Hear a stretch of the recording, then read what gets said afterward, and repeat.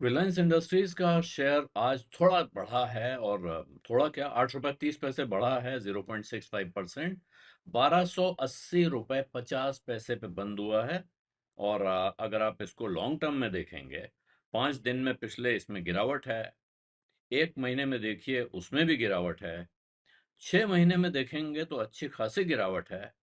और इस साल की गणित भी जोड़ेंगे तो वो तो लगभग 1600 रुपए से नीचे आके जहां आज दिख रहा है वहां पहुंचा है। तो अच्छी भली आप कह सकते हैं कि एक मंदी की चपेट में रहा ये शेयर। लेकिन आज मामूली सुधार दिख रहा है। बीच बीच में ऐसे दिन आते रहे जब तेजी दिखती है, ऐसा नहीं कि रोज गिरता है। लेकिन जब आप अलग अलग टाइम पीरियड निकाल के देखते हैं तो तेजी मंदी उसमें आती रहती है। लेकिन आज कहानी क्यों है, रिलायंस इंडस्ट्रीज पे चर्चा क्यों? क्योंकि अब बात ये होने लगी है बाजार में कि क्या रिलायंस के अच्छे दिन आ रहे हैं। बहुत दिनों तक पैसा लगाते जाने के बाद क्या अब वक्त आ गया है कि उस वो फसल काटी जाएगी, उसके फल मिलेंगे? क्या उसका केपेक्स का इन्वेस्टमेंट का साइकिल पूरा हो रहा है और यहां से अब वो कैश जनरेशन शुरू करेगा? और ये कहानी अच्छी भली है। लगभग 3 साल उसने लगातार पैसा डाला है कंपनी में। कंपनी के मैनेजमेंट ने कही है या कंपनी के शेयर होल्डर्स ने कही है, कस के पैसा डाला गया है। लेकिन अब लोग कह रहे हैं कि आने वाले 3 सालों में 90,000 करोड़ रुपए फ्री कैश जनरेट हो सकता है कंपनी से, वित्त वर्ष 25-26 से लेके और वित्त वर्ष 27-28 तक।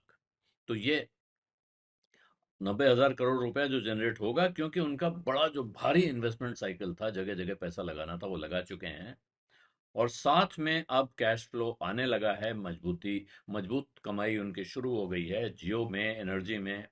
और कैपेक्स कम हो रहा है, तो इसका अर्थ यह है कि अब कंपनी अपना कर्ज का बोझ कम करने की स्थिति में, अपना लेवरेज घटाने की स्थिति में आ सकती है। तो जो जबरदस्त खर्चा किया पिछले 3 सालों में, कंपनी ने बहुत खर्चा किया है और अब उस खर्चे की कमाई आने का वक्त आ रहा है, ऐसा ज्यादातर विशेषज्ञ कह रहे हैं। क्योंकि उनका जो पीक कैपिटल एक्सपेंडिचर है वो खत्म हो चुका है और अब नया अर्निंग साइकिल आने के साथ साथ वहां से अच्छे संकेत आते हुए दिख सकते हैं।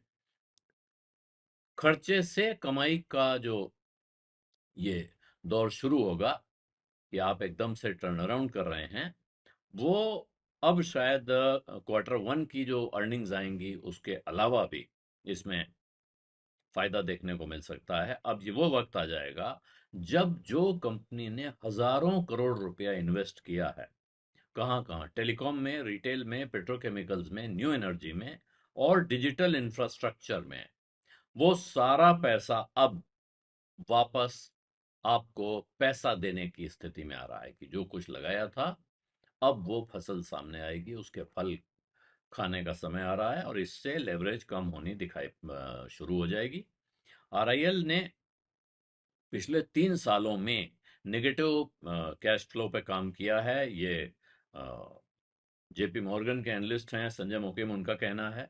और अब जब इन्वेस्टमेंट का ये जो दबाव है कंपनी पे वो खत्म होता जाएगा, तो रिलायंस का एनुअल एबिटा रन रेट करीब $20 अरब का उनको दिखाएगा कि इससे वो अच्छा वाला फ्री कैश फ्लो डेवलप कर पाएंगे। हालांकि अब भी वो न्यू एनर्जी पे, रिटेल पे और पेट्रोकेमिकल के एक्सपेंशन पे खर्चा करेंगे।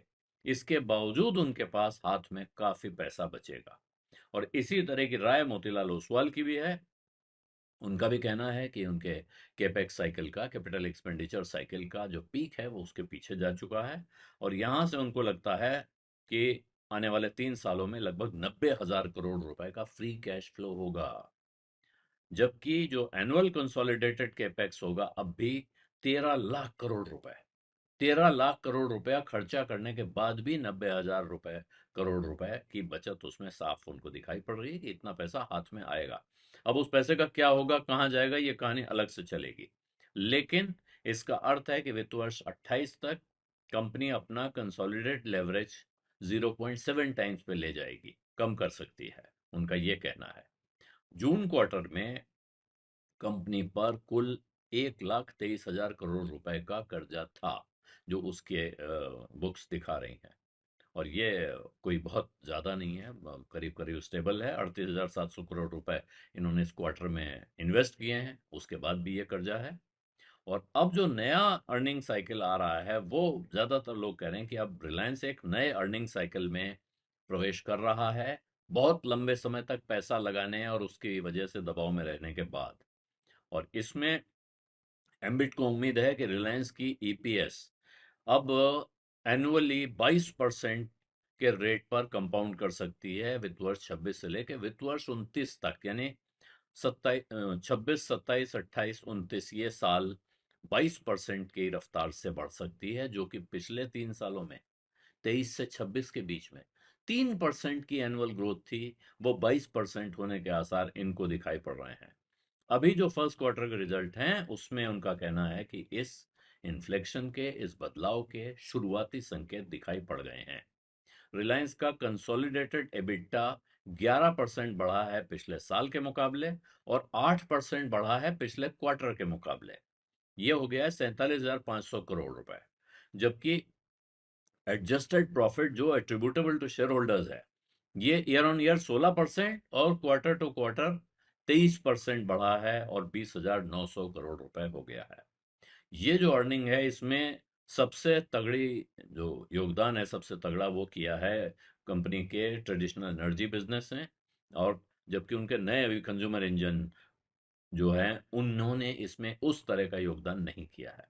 ऑयल टू केमिकल्स कारोबार का एबिटा 17% बढ़ा है सिक्वेंशली, यानी पिछले क्वार्टर के मुकाबले, और ईयर ऑन ईयर और 17,000 करोड़ रुपए हो गया है। पेट्रोकेमिकल के मार्जिन मजबूत हुए हैं, इथेन का फीड स्टॉक सस्ता होने की वजह से जो रिफाइनरी का थ्रूपुट लोअर रहा, उससे भी उसने बराबर कर लिया है। और freight cost, domestic fuel marketing losses, ये सारे चीज़ों को ऑफसेट कर गया है। अब ब्रोकरेजेस का एस्टिमेट है कि फ्यूल रिटेलिंग की वजह से करीब 2 से 2,500 करोड़ रुपए का सिक्वेंशियल स्विंग आया है, यानी कमी तेजी हुई है इस क्वार्टर में। और अगर ये नुकसान न हुआ था, स्विंग का मतलब यहाँ है कि उन्हें नुकसान हुआ है रिटेलिंग में, फ्यूल रिटेलिंग में, और अगर वो न हुआ होता तो ऑयल टू केमिकल की परफॉर्मेंस यहाँ से काफी बेहतर होती, जबरदस्त परफॉर्मेंस देखने को मिल सकती थी। तो अभी मॉर्गन स्टैनली का अनुमान है कि $14.5 पर बैरल का रिफाइनिंग मार्जिन आ सकता है जून के क्वार्टर में, और जो मिड साइकिल लेवल से 25% ऊपर होगा। और अभी जो इंडस्ट्री का मौजूदा हाल है, जो स्टैंडर्ड्स हैं उनके हिसाब से देखेंगे तो मार्जिन्स करीब $22 पर बैरल के आसपास ट्रैक हो रहा है।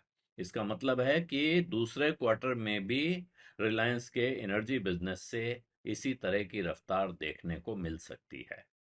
और इसके बाद दूसरी चीज जो आ रही है वो है जियो, जो उनका नया अब प्रॉफिट का लेग ड्राइव कर सकता है, वहां से प्रॉफिट में तेजी आती हुई दिखाई पड़ सकती है। जबकि अभी एनर्जी इसमें तेज उछाल दिखा रहा है।